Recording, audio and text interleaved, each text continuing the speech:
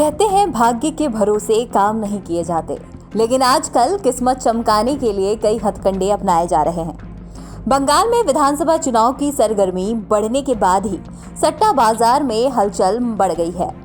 बिना कोई विशेष औपचारिक आधार के फलने फूलने वाले इस कारोबार में राजनीति का रंग चढ़ा हुआ है। अनौपचारिक तरीके से सट्टा बाजार में करोड़ों रुपए तक लगाए जाते हैं। केवल जुबान पर करोड़ों रुपए यहाँ लगते हैं, चाहे क्रिकेट हो या फिर चुनाव।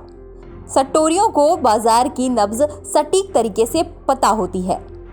पश्चिम बंगाल में सियासी पारी के ऊपर चढ़ने के साथ ही सट्टा बाजार में भी सरगर्मी तेज हो गई है। सूत्रों की माने तो बड़े सट्टा व्यापारियों को अभी भी पहले चरण के मतदान यानी 27 मार्च का इंतजार है। उसके बाद यानी 28 मार्च को ही उनका भाव खुलेगा। सट्टोरियों की नजर में फिलहाल बीजेपी मजबूत स्थिति में है। भाव 149 से 151 के बीच है। कहने का मतलब ये है कि बीजेपी के पक्ष में पैसे लगाने पर भाजपा को 151 या उससे ज्यादा सीटें मिलती हैं तो दुगने पैसे वापस मिलेंगे। यानी अगर कोई 1 रुपया लगाता है तो उसे अपने 1 रुपये के अलावा 1 रुपये और मिलेंगे।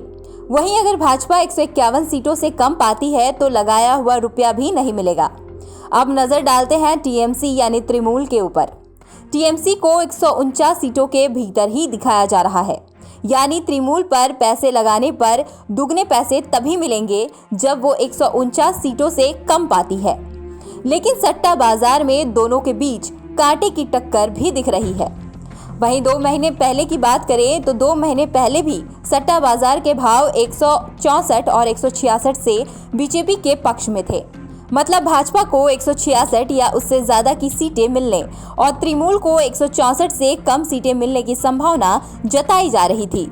इसका मतलब यही हुआ कि इन 2 महीनों में बीजेपी की पकड़ थोड़ी कमजोर हुई है। बावजूद इसके बीजेपी अभी भी सट्टा बाजार में फेवरेट है।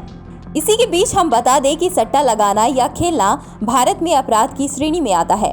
प्रभात खबर ऐसी किसी भी जुए का समर्थन नहीं करता। सट्टा एक लत के समान होता है जो आखिर में आर्थिक और मानसिक नुकसान ही पहुंचाता है। हालांकि सट्टे की दुनिया में चल रही गतिविधियों के बारे में आपको वाकिफ कराने के लिए ये तथ्य आपके सामने लाए गए। प्रभातखबर.com, विश्वास वही, रफ्तार नहीं।